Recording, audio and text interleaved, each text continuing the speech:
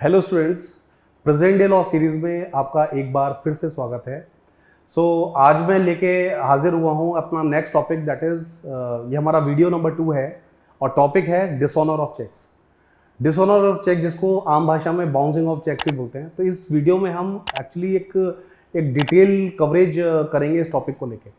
देखो, जो चेक है एक बहुत ही इंपॉर्टेंट रोल प्ले करता है जो हमारे day to day financial transactions हैं। और सेक्शन 138 से लेकर जो सेक्शन 142 है निगोशिएबल इंस्ट्रूमेंट एक्ट का, उसका एक अपना ही रोल है।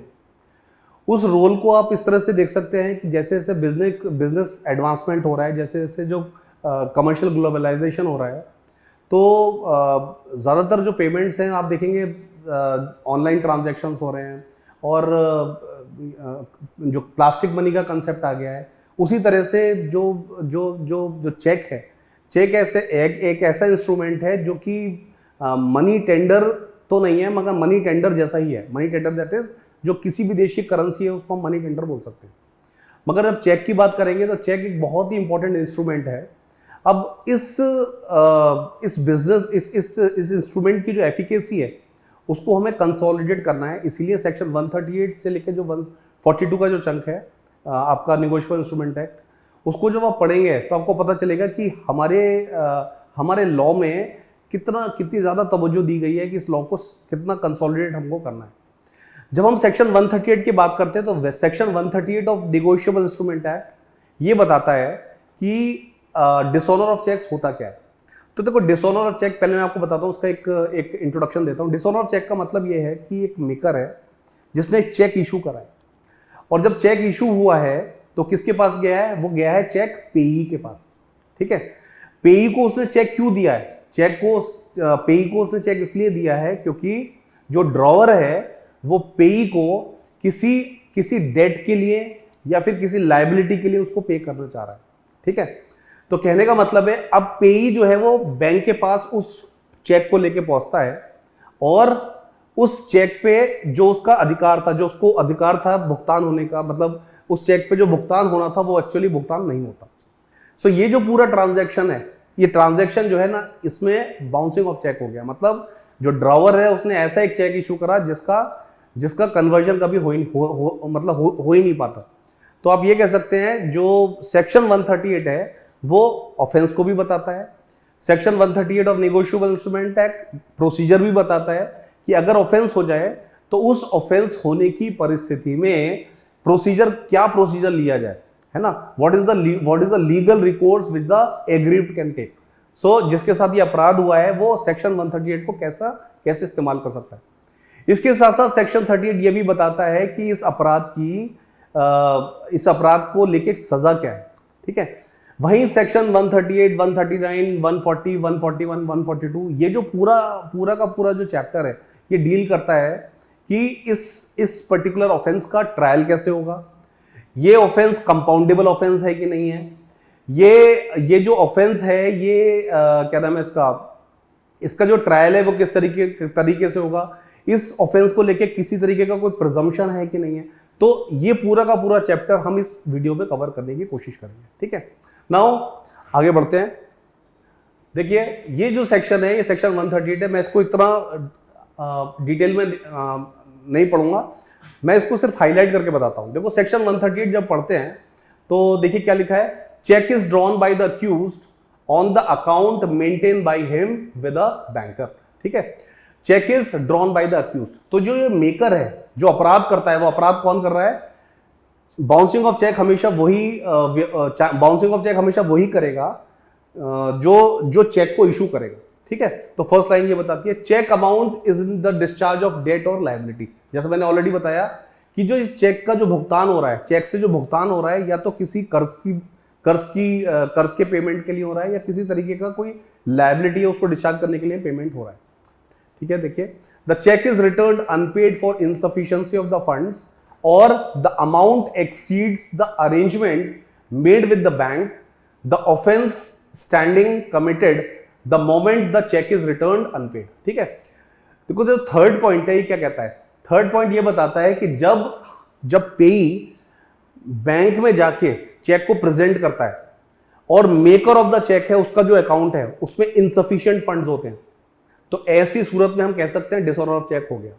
ठीक है, दूसरा देखो क्या क्या लिखा है, the amount exceeds the arrangement made with the bank.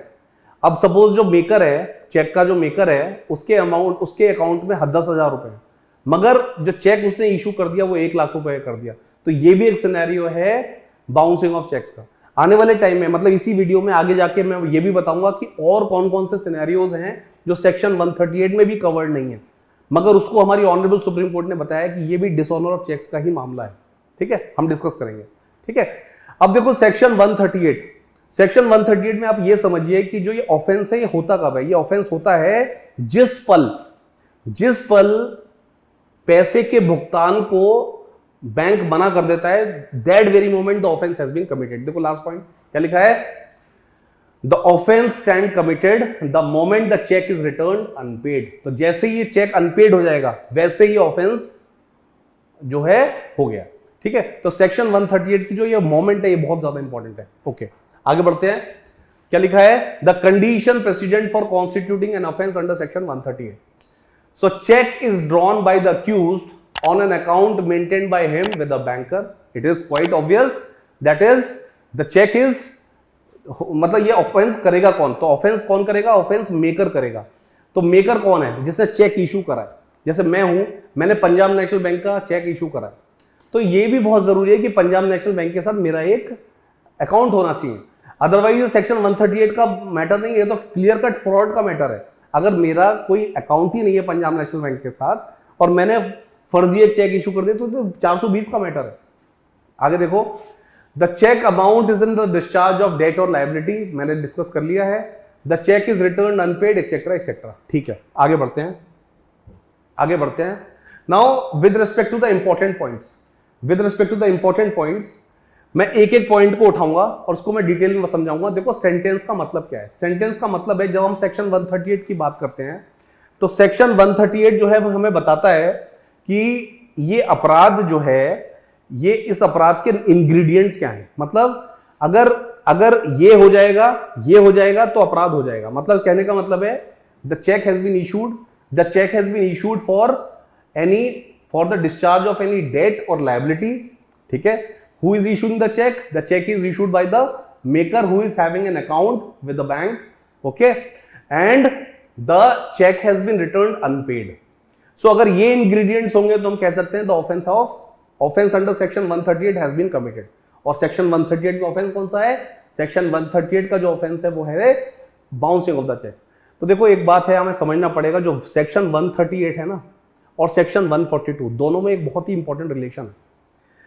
Description of the offence की बात करें तो 138 है, मगर ट्रायल ऑफ द ऑफेंस है वो 142 है। तो दोनों सेक्शंस को एक साथ पढ़ा जाता है, 138 और 142 को पढ़ते हैं आगे। ठीक है, सो सेक्शन 138 को जब हम पढ़ेंगे तो section 138 provides for the sentence. What is the sentence? इस अपराध की जो सजा है, इस अपराध की सजा क्या दी गई है सेक्शन 138 में? 2 साल की। ठीक है, सो 2 इयर्स की सजा है and it is with fine. It may extend to twice the amount,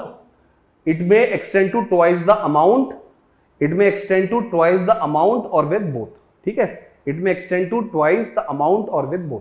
तो जितना भी क्वांटिटी, जो भी अमाउंट चेक में लिखा हुआ है, तो ट्वाइस द अमाउंट की पनिशमेंट मिल सकती है। ओके, तो सेक्शन 138 की जब सेंटेंस की बात करें तो what is the sentence which has been prescribed? Sentence is 2 years and with fine। 2 years and with fine। Okay, second point is compounding of the offence. तो कंपाउंडिंग ऑफ द ऑफेंस का मतलब क्या है? जो सेक्शन 320 ऑफ सीआरपीसी है, section 320 of the CrPC वो क्या deal करता था? Compounding of the offence. Compounding of the offence एक तरह से समझ लीजिए लेमैनिश भाषा में out of the court settlement एक तरह से। ठीक है, सो इसको हम कहते हैं कि भाई जो पार्टीज कॉन्ट्रैक्ट कर सकती हैं वो कंपाउंडिंग कर सकती है। कंपाउंडिंग भी 2 तरीके के होते हैं, with the permission of the court, without the permission of the court, है ना। कुछ कंपाउंडिंग, कुछ जो out of the court settlement होते हैं वो with the permission of the court होते हैं, कुछ without the permission of the court होते हैं। ठीक है, तो कंपाउंडिंग ऑफ द ऑफेंस की जब हम बात करते हैं तो offence under section 138 is compoundable. तो इसके लिए कौन सा सेक्शन है? सेक्शन 147। तो section 147 of negotiable instrument provides that the offence under section 138 is compoundable. ठीक है, it is compoundable. It is compoundable. Okay. Quashing of the complaint, quashing of the complaint under section 482. अब ये क्या हो गया? 528 of BNSS, 528 of BNSS. Section 482 या section 528 किसके बारे में डील करता है? ये डील करता है inherent powers of the high court. ये डील करता है inherent powers of the high court. मतलब हाई कोर्ट के पास कुछ ऐसी पावर्स हैं, कुछ ऐसी सुपीरियर पावर्स हैं, और वो पावर्स किस लिए हैं? वो पावर्स इसलिए हैं for the purpose of proper dissemination of justice, जिससे जस्टिस का वितरण हो सके प्रॉपर तरीके से. ठीक है. तो सेक्शन 138 की जो कंप्लेंट है, सेक्शन 138 की जो कंप्लेंट है उसको क्वैश अगर करना है तो क्वैशिंग के लिए आपको क्या करना पड़ेगा? हाई कोर्ट में जाकर उसको क्वैश कराना पड़ेगा. ठीक है. सो if the accused wants to quash the complaint under section 138 or section 141, it can be quashed under section 482 or section 528 of BNSS. ठीक है. Okay. Next point is where to file the case. Where to file the case. देखो, where to file the case के लिए आप दो तरह से देखो इसको आप दो तरीके से देख सकते हैं. इसको आप दो तरीके से देख सकते हैं. नाउ व्हाट हैपेंस, ये where to file the case, अगर जो चेक है वो अकाउंट के थ्रू प्रेजेंट किया गया है, अकाउंट के थ्रू प्रेजेंट किया गया है, तो जहां पे भी मेकर का अकाउंट है वहां की सिविल कोर्ट में आप इस केस को डाल सकते हैं. ठीक है. दूसरा सिनेरियो यह है कि जहां पे पेई चेक को प्रेजेंट करता है, जहां पे cheque is presented by the payee, तो उस कोर्ट में भी, मतलब वो जो बैंक है जिस कोर्ट की जुरिसडिक्शन में आता है वहां पे भी आप केस को डाल सकते हैं. तो दो चीजें मैंने बताई. पहला, अगर चेक अकाउंट के थ्रू प्रेजेंट होता है तो जहां पे भी उस बेकर का अकाउंट है तो वहां पे, मतलब वो जो ब्रांच है वो जिस कोर्ट की जुरिसडिक्शन में आता है वहां पे आप इस केस को डाल सकते हैं. दूसरा सिनेरियो है वह जहां पे जो चेक है वो पेई के द्वारा प्रेजेंट किया जा रहा है. तो जिस बैंक में, जिस ब्रांच में वो चेक प्रेजेंट किया जा रहा है, वो ब्रांच जिस कोर्ट की जुरिसडिक्शन में आती है वहां पे आप इस केस को डाल सकते हैं. Okay. So where to file the case. Requirement of mens rea. देखो, मेंसरिया बहुत ज्यादा इंपॉर्टेंट है for the purpose of proving the offence. ठीक है. इससे रिलेटेड एक क्रिमिनल लॉ की थ्योरी भी है, क्रिमिनल लॉ का मैक्सिम है, दैट इज क्या है? बताओ क्या है? Okay. actus non reum facit nisi mens sit rea. Okay, so actus non reum facit nisi mens sit rea, मतलब offense cannot be committed unless there is a confluence of actus reus and mens rea. मतलब जब तक actus reus और mens rea का confluence, संगम नहीं होगा, तब तक offense नहीं होगा. ठीक है. मगर ये जो थ्योरी है ना, ये हमारे इंडियन लीगल सिस्टम पे अप्लाई नहीं होती. इसका मतलब क्या है? क्या ऑफेंस के लिए मेंस रिया की आवश्यकता नहीं होगी? होती है. मगर कुछ ऐसे अपराध होते हैं जिसमें मेंस रिया जो होता है ना वो इंप्लाइड होता है. तो सेक्शन 138 भी एक ऐसा ही सिनेरियो है. सेक्शन 138 जो है वो ऐसा ही सिनेरियो है. ऐसे अपराधों को हम बोलते हैं स्टैट्यूटरी ऑफेंस. मतलब उस सेक्शन में जो मेंस रिया है वो इनहेरेंट है. उस सेक्शन में मेंस रिया इनहेरेंट है, ऑटोमेटिकली इन्फर किया गया है ना. तो यहां पे स्पेसिफिकली मेंस रिया को प्रूव करने की आवश्यकता नहीं है. Okay. Next point, resentment on successive occasion. देखो, सक्सेसिव ओकेशन का मतलब है कि एक ही चेक है वो मल्टीपल टाइम्स प्रेजेंट किया जा रहा है और हर बार वो बाउंस हो रहा है. तो even though the cheque has been presented, resentment ये गलत लिख दिया है, प्रेजेंटमेंट है. The cheque has been presented on successive occasions. Even though check has been presented on successive occasions, still the liability of section 138 will arise. The liability of section 138 will arise. मतलब एक check है, ऐसा भी एक scenario है कि check जो है वो पे हो गया है और मेरे पास वो पेड जो चेक है वो मेरे पास हाथ में लग गया है और फिर मैं जाके बैंक में पहुंच जाता हूं. ठीक है. तो ये जो केस है ना 138 का नहीं, this is a case of fraud. On the other hand, अगर मेकर है वो ऑलरेडी पेड चेक को दोबारा से पेई को दे देता है, still the offence under 138 will arise. ठीक है। So if the cheque has been presented multiple times the offence under section 38 will be attracted. बिल्कुल ठीक है। स्टॉप पेमेंट इंस्ट्रक्शन, ये बहुत इंपॉर्टेंट है। स्टॉप पेमेंट इंस्ट्रक्शन में होता क्या है, देखो स्टॉप पेमेंट इंस्ट्रक्शन में ये है कि जो मेकर है ना, उसने एक चेक इशू करा, तो उसने चेक इशू किया लेट से 1000 रुपए का, उसने एक चेक इशू किया 1000 रुपए का, ओके। अब 1000 रुपए का जो चेक है, लेट से 1000 रुपए का चेक पेई को दे दिया, और वो जो पेई है ना, वो चेक को लेके ट्रांजिट में मतलब अभी बैंक पहुंचा नहीं है। अब इसी बीच क्या करता है ये बैंक को इंफॉर्मेशन देता है कि आप पे मत करना, आप बैंक को पे मत करना, मतलब आप पेई को ना पे मत करना, आप पेई को पे मत करना। तो ये क्या सिनेरियो है, ये वो सिनेरियो है जो 138 के अंदर डिसऑनर ऑफ चेक होगा।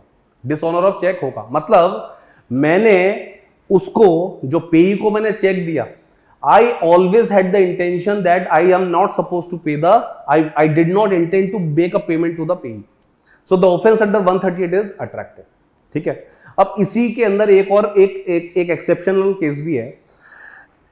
सपोज मैंने पेई को चेक दिया है ना, मेकर ने पेई को चेक की दिया 1000 रुपए का, और साथ साथ उसने इंफॉर्मेशन दी बैंक को कि आप पेई को चेक का पेमेंट मत करना, क्योंकि पेई हैज नॉट एक्टेड अप्रोप्रिएटली, पेई इज नॉट एक्टेड लॉफुली, पेई ने कुछ ऐसा फ्रॉड कर दिया है जिसकी वजह से तुम स्टॉप पेमेंट करवाना चाहते हो, तो ऐसे में 138 will not be attracted. So जो स्टॉप पेमेंट है ना, it is subject to condition, it is subject to condition, okay. Post dated cheque, देखो पोस्ट डेटेड चेक का मतलब ये है जो चेक्स जो होते हैं ना, वो जो ड्यू डेट से पहले इशू कर दिए जाते हैं, उन चेक्स को हम पोस्ट डेटेड चेक बोलते हैं। Technically these are not post dated checks are not checks within the definition of checks। तो negotiable instrument act में जो चेक की बात की जा रही है, तो technically post dated cheques are not cheques, ठीक है। Coming on to the accounts closed, accounts close का भी सिनेरियो वही है कि मैंने अगर ऐसा कोई चेक इशू कर दिया है और अकाउंट ऑलरेडी क्लोज्ड है, this is a matter of 138। इसके साथ साथ तुम चीटिंग का केस भी लगा सकते हो, ठीक है। So account close also is covered under section 138, okay. Moving further, signatures do not match, ये वो एक ओकेजन है, सिग्नेचर्स डू नॉट मैच। देखो इनसफिशियंसी ऑफ द फंड्स को हमने सेक्शन 138 में कवर करा है सफिशिएंटली। 138 में क्लियरली ब्लैक एंड व्हाइट में बोल रखा है कि व्हाट आर द ग्राउंड्स, ये कुछ एडिशनल ग्राउंड्स हैं, that is signature do not match और अकाउंट हैज बीन क्लोज्ड। तो अगर मेकर ने चेक इशू कर दिया है और उस जानबूझ के, मतलब इंटेंशन तो प्रूव करनी पड़ेगी इस केस में, मगर आपको ये देखना पड़ेगा सिग्नेचर जो है उसने डेलिबरेटली दूसरे सिग्नेचर्स यूज करें। So this can also feature under section 138, okay. Notice under section 138, देखो notice under 138 is a mandatory requirement. अगर 138 के अंदर आपने नोटिस नहीं इशू करा है, नोटिस मतलब देखो क्या होता है, जब ऑफेंस अंडर सेक्शन 138 होता है, जब बाउंसिंग ऑफ चेक्स होता है, बाउंसिंग ऑफ चेक का मतलब क्या है, ये ऑफेंस होता कब है, ऑफेंस तब होता है जिस पल बैंक आपको पैसे देने से मना कर दे। आपने चेक प्रेजेंट किया और चेक प्रेजेंट करते ही बैंक आपको वो पैसा जो है वो देने से मना कर दे कि भाई जो मेकर है ना उसके अकाउंट में इनसफिशिएंट फंड्स है, उसी मोमेंट ऑफेंस हो गया, मतलब liability of the maker has arisen. Now पेई क्या करेगा, पेई विल इशू अ नोटिस कि 30 दिन के अंदर मुझे मेरे पैसे का भुगतान करो, है ना, मुझे 30 दिन के अंदर अब मेरे पैसे का भुगतान करो।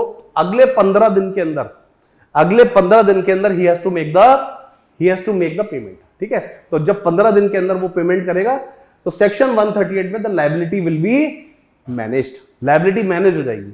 मतलब क्या कहते हैं उसको, 138 का जो रिकोर्स है वो क्या नाम है उसका, डिस्पोज ऑफ हो जाएगा। जैसी पेमेंट वो कर देगा मतलब अपनी भूल को सुधार लेगा। अब वो भूल को सुधार ही नहीं रहे हैं, वो पेमेंट ही नहीं कर रहा है, तो ऐसे में the payee can move further action, okay. तो notice is a very very important, it's a mandatory requirement, okay. Where to file the case ही मैंने ऑलरेडी बता दिया है। रिक्वायरमेंट्स ऑफ मेंसरिया ये भी हो गया, ये हो गया, ठीक है। आगे बढ़ते हैं। हाँ, notice under 138, presumptions as to the service of notice. देखो presumptions as to the service of notice का मतलब क्या है, क्या होता है कि कई बार जो पेई है ना वो नोटिस इशू करता है, पेई जो है वो नोटिस इशू करता है, और नोटिस इशू तो होता है मगर जो ये मेकर है ना, ये क्या करता है, ये नोटिस को लेने से मना कर देता है, या फिर हर मुमकिन कोशिश करने के बाद ये जो मेकर है ना ये मिलता ही नहीं है, या फिर क्या कहते हैं उसको, उसके घर पे ताला लगा हुआ है। तो कहने का मतलब है कि भाई नोटिस देना तो चाह रहा है मगर नोटिस रिसीव नहीं हो रहा है। तो ऐसे में अगर जो नोटिस है, लेट्स से नोटिस उसने एक कॉन्स्पिक्यूअस प्लेस पे एफिक्स कर दिया, जो उसका घर है या उसका प्लेस ऑफ बिजनेस है वहां पे जाके उसने एफिक्स कर दिया, चिपका दिया, ठीक है। या फिर जैसे कोई गेटेड सोसाइटी है, तो गेटेड सोसाइटी पे उसने क्या किया, गेट कीपर को एक कॉपी दे दी, उसके मकान पे भी चिपका दिया, ठीक है। या फिर जो मेकर है वो किराएदार है, तो मकान मालिक को उसने रिसीव करा लिया। तो इसको हम प्रॉपर सर्विस कह सकते हैं। तो presumption as to the service of notice में एक बहुत इंपॉर्टेंट चीज ये है कि अगर ड्यू सर्विस, अगर उसने ड्यू सर्विस जो क्या नाम है, पेई है, अगर उसने ड्यू सर्विस शो कर दी, ड्यू सर्विस उसने शो कर दी कि जो नोटिस आया था उसकी मैंने सर्विस करवा दी है, तो there is a presumption of law that notice has been served. तो ये मैंडेटरी रिक्वायरमेंट कंप्लाई हो गई है। तो ये इंपॉर्टेंट है। अगर मैंडेटरी रिक्वायरमेंट ही कंप्लाई नहीं है तो 138 की लायबिलिटी आप कैसे, 138 का रिकोर्स लोगे कैसे? तो पेई के ऊपर जिम्मेदारी है, पेई के ऊपर बर्डन है। पेई बस ये बोलेगा कि सर मैंने ड्यू सर्विस करवा दी है।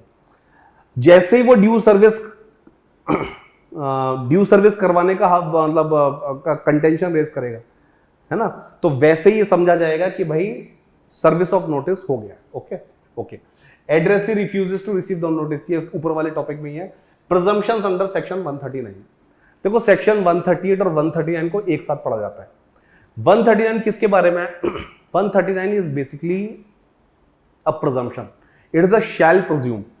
जो प्रिजम्पशन होते हैं ना वो तीन तरीके के होते हैं, एक होता है मे प्रिज्यूम, एक होता है शैल प्रिज्यूम, एक होता है कंक्लूसिव प्रूफ। मे प्रिज्यूम का मतलब होता है कोर्ट प्रिज्यूम कर भी सकता है, कोर्ट प्रिज्यूम नहीं भी कर सकता, है ना। शैल प्रिज्यूम में क्या है, कोर्ट के ऊपर एक ड्यूटी है, कोर्ट के ऊपर एक मैंडेट है कि कोर्ट को प्रिज्यूम करना ही होगा, ठीक है। कंक्लूसिव प्रूफ का मतलब क्या है?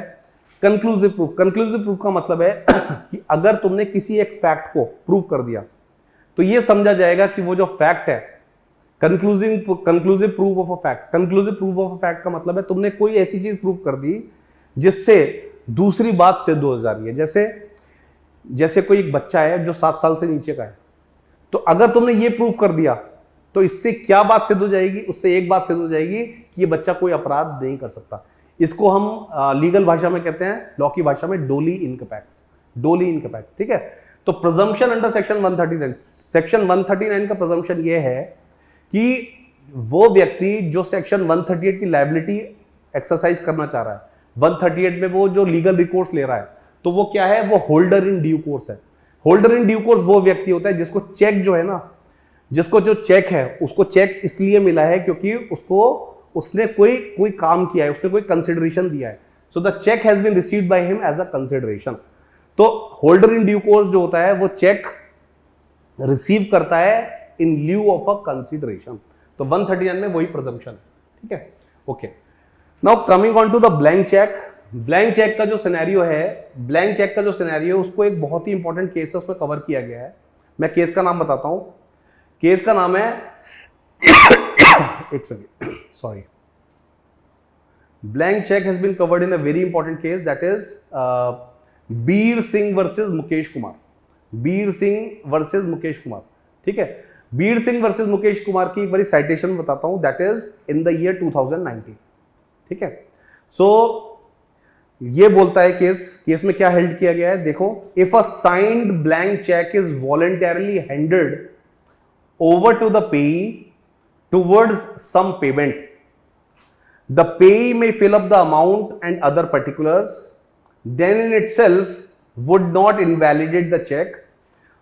The burden would still be on the accused to prove that the check was not in discharge of the debt or liability by adducing evidences. It is a material that the check may have been given in by any person other than the drawer if the check is duly signed by the drawer, ठीक है। देखो क्या है, जब हम check issue करते हैं ना, तो चेक में जो ड्रॉवर है वो साइन भी करता है और उसमें अमाउंट भी लिखता है। अब जैसे मैं 1000 रुपए का चेक लिख रहा हूं, तो 1000 रुपए का चेक का मतलब क्या है? इस चेक के पीछे एक बात जो छुपी हुई है वो क्या है? ये 1000 रुपए तुम दे रहे हो क्योंकि तुम्हें कोई डेट चुकानी है, या तुम्हारे ऊपर ये लायबिलिटी थी 1000 रुपए की, इसलिए तुमने लायबिलिटी चुकाने के लिए 1000 रुपए इशू करे, है ना। अब देखो ब्लैंक चेक में क्या होता है, ब्लैंक चेक में या ब्लैंक चेक में क्या होता है, तुमने अमाउंट फिक्स नहीं करा है, तुमने सिर्फ साइन कर दिया। अब तुमने ब्लैंक क्यों करा है? ब्लैंक इसलिए करा है ताकि वो जो पेई है वो अपने आप एक क्वांटिटी वो कर ले, ठीक है। अब जब ये चेक इशू हो रहा है, तुम्हें अगर 138 की लायबिलिटी है, 138 की लायबिलिटी से बचने के लिए आपको सिर्फ एक बात सिद्ध करनी है कि the amount is not in lieu of the payment of any debt, is not in lieu of the payment of any debt, ठीक है। तो उसने कुछ ऐसी रकम भर ली, कुछ ने ऐसी रकम भर ली जिससे ऑटोमेटिकली बाउंसिंग के चांसेस हैं, है ना। जो पेई ने ऑटोमेटिकली कुछ ऐसी एक क्वांटिटी भर ली जिससे स्वाभाविक है कि बाउंसिंग तो होगी होगी। तो ऐसे में जो मेकर है ना, अगर ये बात सिद्ध कर दे, मेकर को सिर्फ एक बात सिद्ध करनी है कि जो ये क्वांटिटी है ये इसने मनगढ़ंत क्वांटिटी, हाइपोथेटिकल क्वांटिटी भरी है और इस क्वांटिटी से किसी भी तरीके का डेट का भुगतान नहीं हो सकता था, ठीक है।